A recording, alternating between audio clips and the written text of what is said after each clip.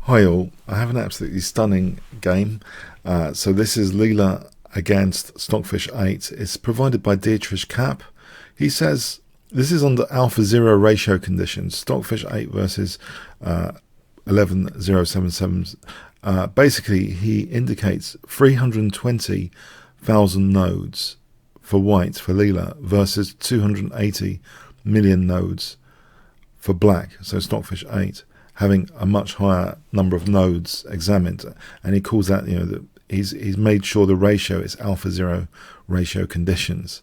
So a fascinating game. We have D4, E6. No opening book seems to be evident for this game he provided. I'll put in the pinned comment any extra details that I find out later, like the specific hardware, specific time control, etc.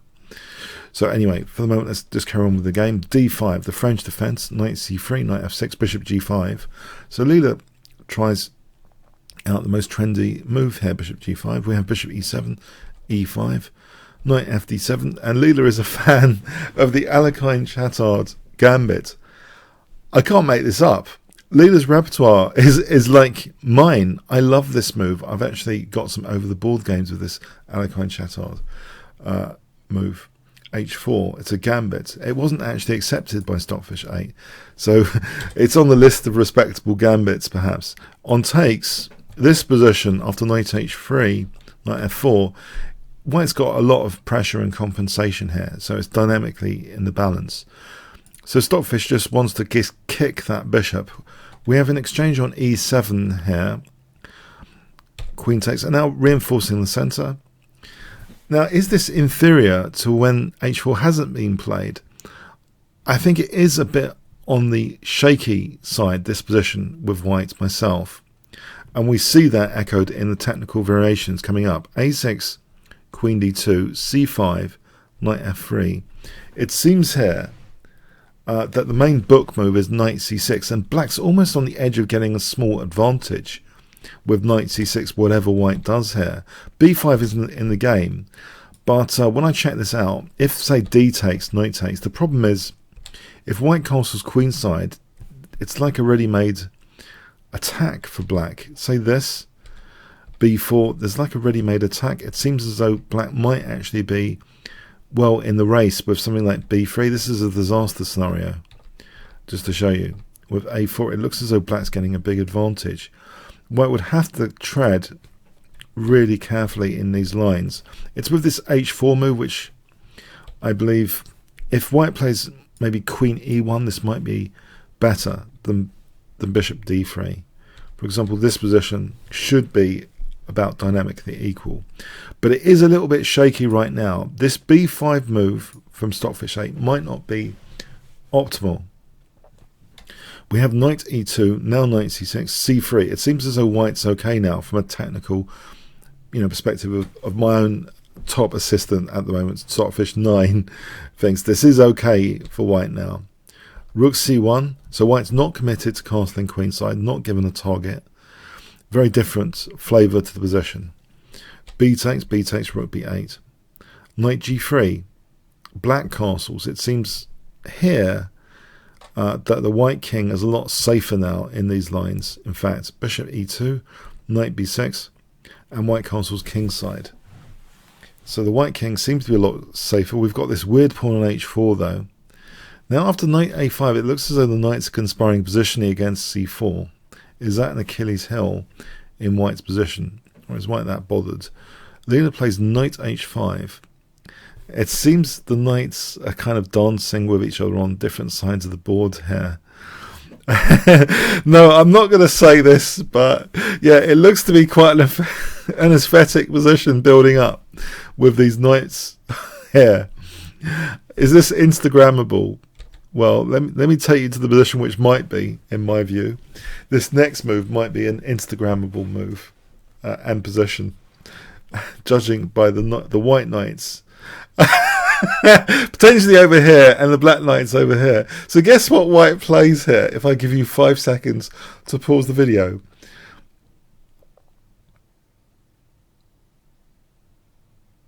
Okay, Now, my Stockfish 9 eventually found this. I had to go and get a Kit Kat from the fridge. I came back and it did find this move. It is validated as one of the strongest moves in the position, giving white a massive advantage. So well done if you've guessed this move. You get 1 point. And if you know the total follow-up in all the variations, then give yourself 1,000 points and apply for the next World Chess Championship. So the move is knight g5. Well done if you guessed that intuitively. So you're on the right track to start off with. hg, and now the idea here is f takes g, not hg. This doesn't do anything, it seems, because g6, knight f6, this position, black's pretty quick with rook h8, and that's going to mean nothing for white at all. So there's a key difference of a mobile pawn here, which makes this whole thing work. This h pawn is a killer pawn here, in the way it's played. Now, before we get into that, there's some beautiful variations. If you have a look at the pinned comments where I put the interactive PGen and my analysis. So what is actually going on here? If g6 instead of taking the knight, check this position, you might think this knight has to go back. It doesn't. h5, this is beautiful stuff. fg, and say c takes queen h3, h6 check, h7, giving the idea queen h6, mating, so the king is given a square. This position, black's on the run. Even though black's a piece up here, it turns out this is really very hard to play with black. It's probably absolutely losing. If we look at this, I mean, there's multiple threats now, like on f7 potentially, or knight g8, and then rook f7 after. So say queen f8, knight takes d5. The black king's on the run here in this fictional line, with the rook coming in to use f6 as well. That was a game like Aronian from the Singfield Cup yesterday. But anyway, queen b4, rook d6. This is just like a crushing variation, showing that the f file can be used for a very strong attack. So that was with g6, and let's just explore that one moment more. This position. So if black ignored the things over there with c takes, hg, check here is crushing. So if takes, then there's queen h7. So let's run with this. Queen takes, hg, bishop d3 threatens to build up a winning mating net. Basically, this kind of position is a total disaster for black. So yeah, we start to see some very, very beautiful variations as a result of this knight g5. So let's just have a look again here. So we saw that hg, there's g6, and then king g7, rook h8. I think this roundabout shows it. There was something else though. Let's go back to this position.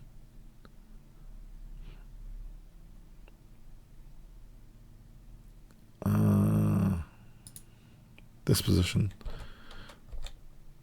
with h5, fg, queen h3. Now we tried rook h8 here, just to give an idea of what's going on here. Say d3, hg threatens queen h6, mating. This position, there's knight h7. This is another beautiful thing I really wanted to show you. So there's now queen h6 support. Just shielding for a moment to be able to threaten queen h6. So here, queen h6, this is absolutely crushing. For example, here, check, mate. So that's an absolutely crushing variation. D takes c3, just another sample of this kind of thing. Is like absolutely devastating here. Knight f6, knight takes d5 check. It shows the devastation that's possible basically in these lines. So this is what happens if the knight isn't accepted. It's still devastation. It seems to revolve around knight f6 check and h5 in summary there. So the knight sacrifice is taken here. And yes, f takes is played. This leaves a mobile dangerous pawn here on h4, which we'll see is very influential. So f takes, we have rook fc8.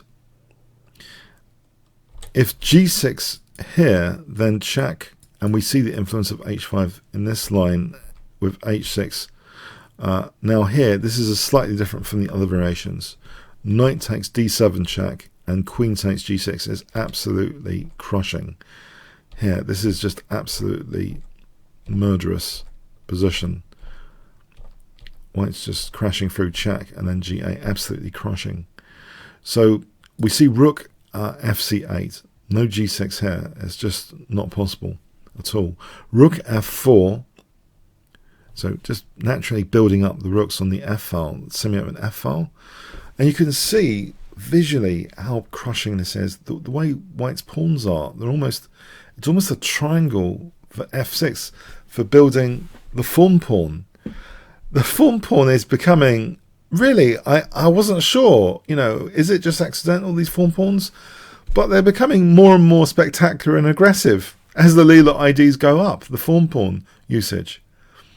So here, c takes, we have, yes, guess it, knight f6 to create the Thorn pawn. The killer Thorn pawn is going to be installed here. There's no running from it. There's no running. That's checkmate.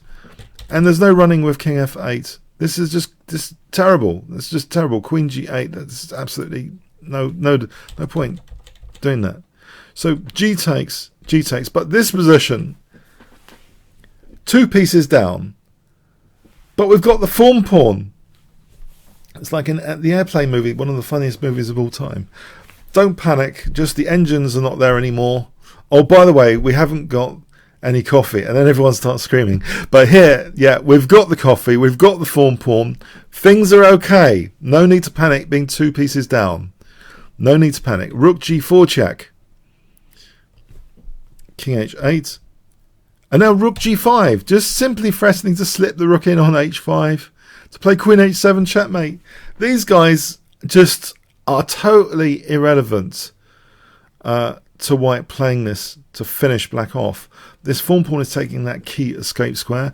We have queen h6. The queen is willing to sacrifice herself to try and stave off being mated. So d takes, check, and mate is the threat. So it's basically the only move, it seems. Black has to sacrifice the queen. So how is this imbalanced now after bishop takes?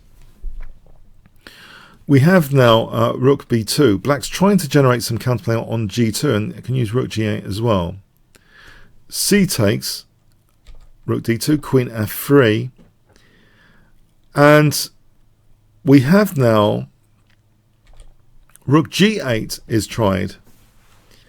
So not even bothering to try and defend that pawn. It thought that this would be the best defense to try and counterattack on g2. And Leela welcomes this endgame here, this endgame imbalance. She plays bishop takes f7. So the 2 rooks are given up to take away and extinguish this mating, these mating possibilities. But what about this endgame now, this endgame transition? Is this a very good endgame for White? Knight c6, rook b1, king h7. If knight takes d4, for example, then check, bishop g8 check, f7, and that pawn's queening. So this is a very dangerous, potentially winning pass pawn now, this Thorn pawn. It's put its endgame hat on. first the other hat it used to have was trying to checkmate the black king, but it's changed its hat for helping win this endgame now in the variation. So bishop h5, knight 4 a5, king f2, King G8 was played. If knight takes D4 here, again, we see F7 being really dangerous. For example, check, and that's queening like that. The form pawn queens. So King G8, Bishop G6, and white is getting this pawn up the board now. So Bishop C8. Yeah, there's also, because it's covering the escape square, this is now like basically mating this situation, because the bishop's covering H7. So Bishop C8, H5, knight B7, H6. The knights are just stumbling around here. Again, if we look at this, it's overloading the black king with check and F7. There's no real defense here. One of the pawns will sacrifice for the other one to queen, and then checkmate soon after. So the knights are just hopeless here. King E3, the king comes up the board sadistically. Rook G1, H7, and this is just absolutely lost, of course. If white has one or two moves, then Bishop D3 and Rook G8, checkmate. So black's in giveaway piece mode now. So that's taken. Leela doesn't bother taking this. Bishop G6 doesn't bother taking on F5. Is just having a good time with the position, it seems now. Or maybe anyway, just being a sadist. D4, Bishop E4.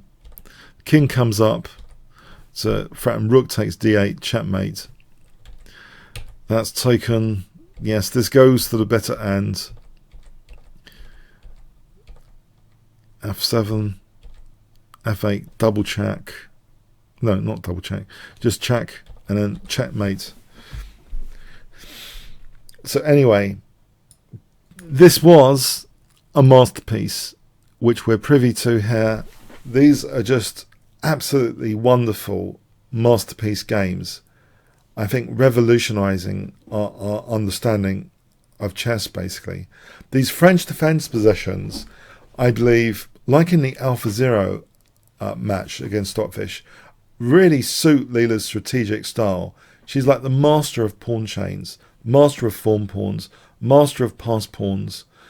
The double knight sacrifice just really emphasizing beautiful dynamic possibilities in the variations of this game, which I urge you to check out in the pinned comments. I hope you got something from this and it inspires you to rip apart those kings, those enemy kings, or win endgames. Comments, questions, likes, shares appreciated. Thanks very much.